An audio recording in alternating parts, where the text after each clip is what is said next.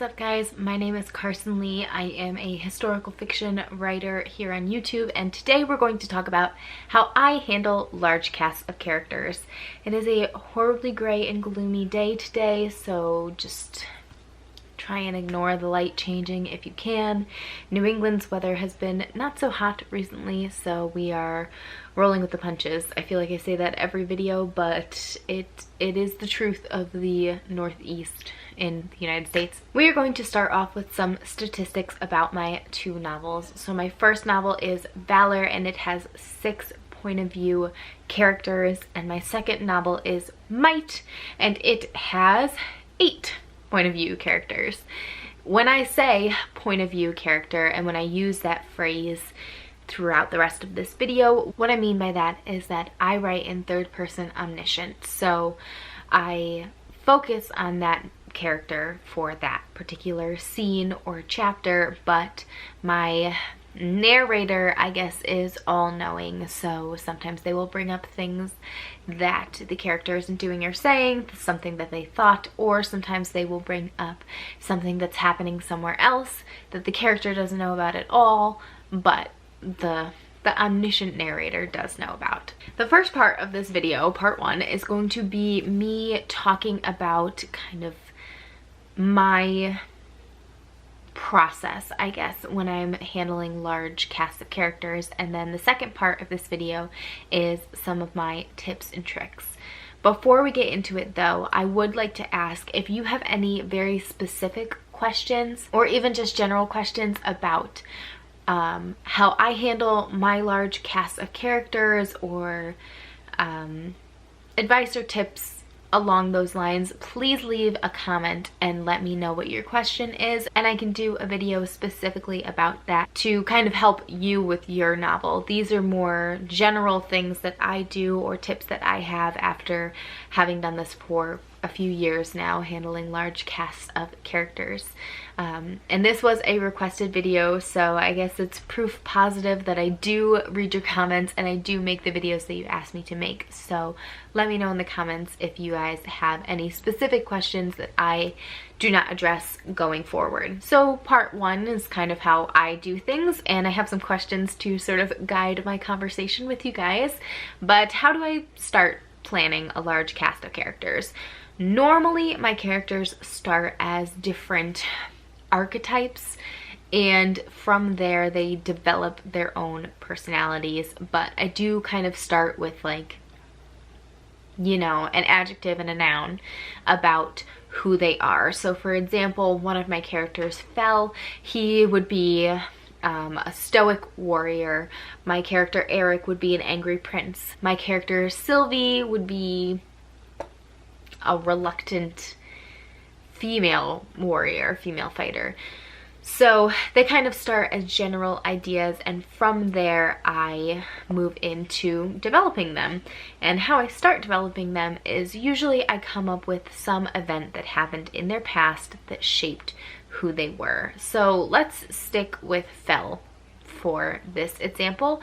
Fell is my stoic warrior, and when he was a child he was abused by his father. That's something big about his personality that kind of shaped who he is. So I generally come up with an event in their past, in all of their past, that had a pivotal moment to form who they are, and then I write through that. So it may not be going into the book, it may go into the book, maybe parts of it will, but it's just kind of a writing exercise to get to know them in a way that is going to kind of further solidify their character. How do I remember them? How do I keep them all straight in my head? It's easy. Sometimes I don't, especially when they're not point of view characters. So I've told you how many point of view characters I have in each book, but those aren't all of the characters that I have. I have quite a few other characters that aren't point of view characters, and I write it all down. So I have my own personal journal here. I have a journal for my books. It's kind of my version of a story Bible or a series Bible. I have them on the sticky notes app on my computer. I have them in a Google Doc on my computer. I write their descriptions all over the place so that I can access them, and that it's not all, I'm not relying on myself and my memory all the time in keeping certain personality traits or certain physical qualities correct throughout the whole manuscript. The next question I have is, why do I have a large cast of characters? So the reason I have a large cast of characters and how I came to the decision to have a large cast of characters is that most of my stories or books center around a theme, and obviously because I'm a writer and a person, my themes generally have something to do with who I am or my life. So for Valor, the theme is kind of growing up, of coming of age, I guess, and they're a little bit older than normal coming of age stories, but no less relevant, I think, because I don't know, I'm 21 and I don't think I have come of age and have a firm idea of who I am as a person. So Valor's theme was kind of coming of age, and Might's theme is death and grieving, because I lost my grandfather recently, and I wanted to write about how different people deal with death and how different people come of age and how we all do it in our own ways. So I sort of come up with those themes, and then I figure out what different ways those could be shown through a person. How could those manifest in somebody's life? And the ones that really jump out to me end up being a character in my story, because I want to show how this theme can have so many different manifestations for so many different people. So that's why I end up with large casts of characters. The next question is, how do you know if you want to have a large cast of characters, or if you should have a large cast of characters? And I prepared some guiding questions for you if you are wondering, you know, should I add more characters to my story? How many characters do I need in my story? You have to ask yourself, how many characters do you need to show however many facets of the situation you want to show? If you really want to deep dive into one character's psyche on how they're seeing the world and perceiving it, then maybe you don't need too many characters. Maybe you're writing a story about a man who's in solitary lockup in prison. It's just him or her. They're the only character, and they talk about other people in their life, but we only see them in the moment. That's totally fine. Or you could write a story about, you know, a school full of children. You could write a story about a city full of people. You could have endless amounts of characters, and that's totally fine too. But the story that you want to tell, the situation, the event that you want to explore, how many characters are really integral to show how many different facets of that specific event you need. That's how I personally decide on how many characters I'm having. Another question that could help you is, how many characters does the plot call for? So just to start off with like a basic count of your characters, go through your outline, or if you don't outline, think about in your head, you know, so you have a protagonist, right? Are you going to have an antagonist, or is it going to be like, you know, nature or whatever? Are you going to have a mentor? Are you going to have a love interest? Are you going to have a best friend? Are you going to have a mom, a brother, a sister? Figure out sort of who you want surrounding your hero, and then that's like your base, your minimum number of characters. Those are the people that you definitely want.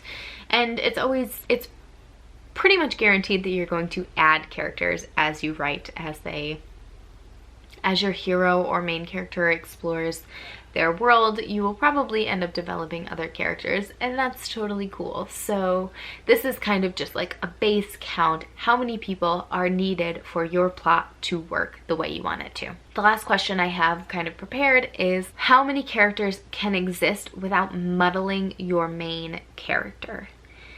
It's something that I've struggled with Valor and with Might. I want to tell these big stories. I want to tell all of these characters' stories and how they're dealing with certain things.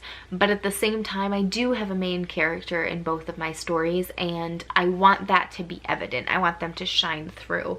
And so when I feel like I am getting so distracted with all of my characters, I know that then it's time for me to step back for a minute and figure out, are they all necessary, or are they all necessary right now? Can I take some out right now and add them back in later? Can I just take out their perspective right now and have their perspective come later?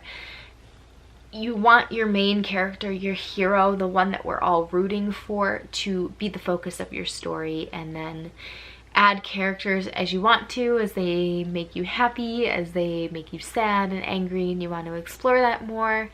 But don't lose the main character in so many other characters. So then I have one other set of questions, and that is, how do you know if you should have a lot of POVs? These are some questions that I use to kind of guide my decisions.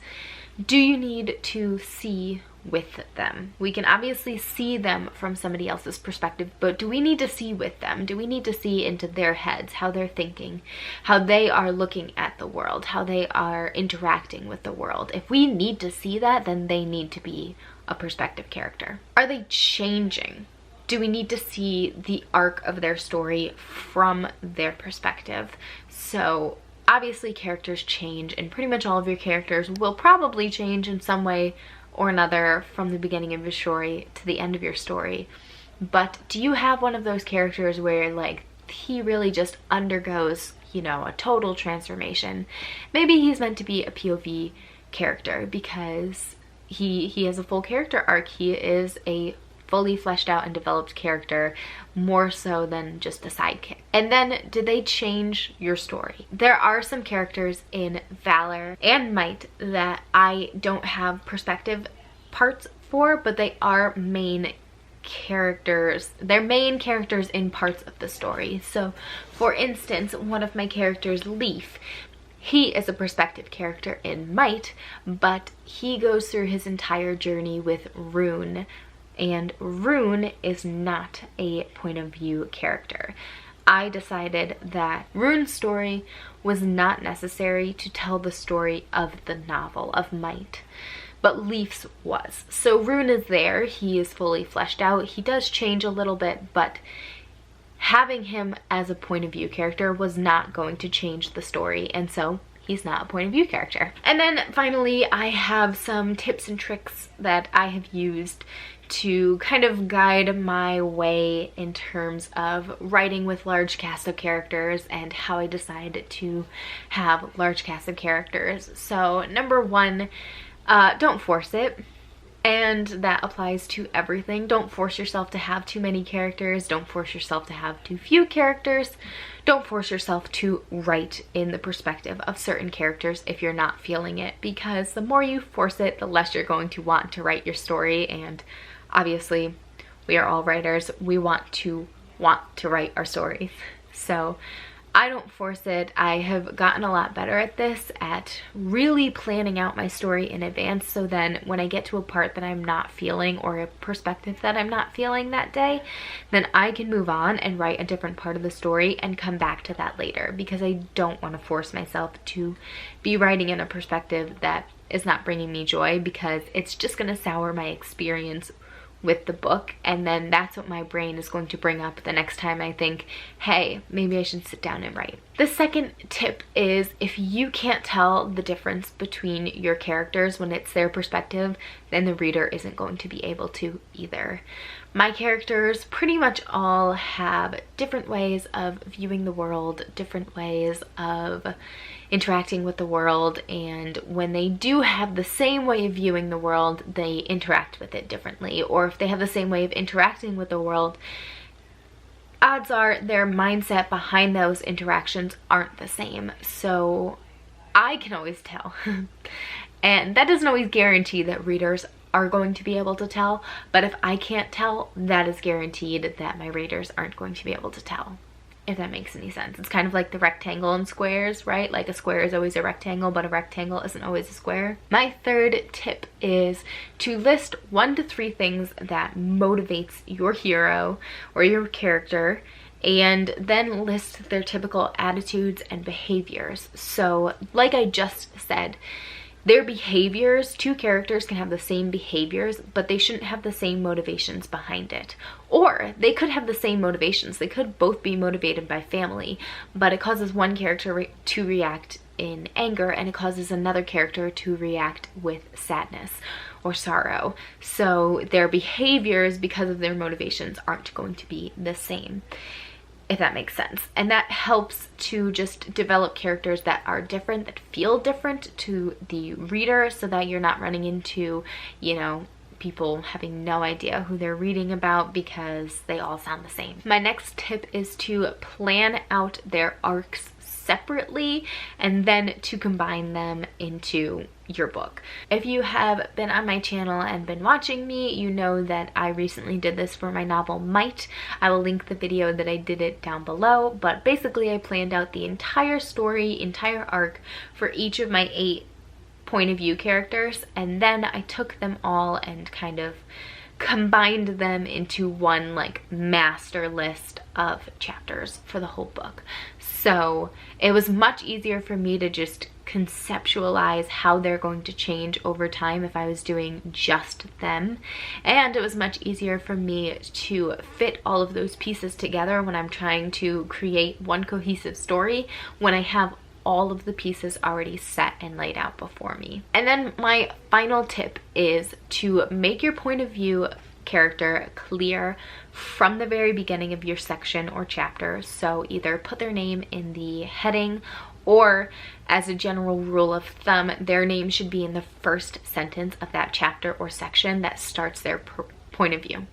So when your reader is reading, they'll know, like, Eric walked to the beach to think. Okay, I know that if I was in a different perspective, I'm in Eric's perspective now, because we either have a line break and then Eric, or, you know, we start a new chapter, whatever.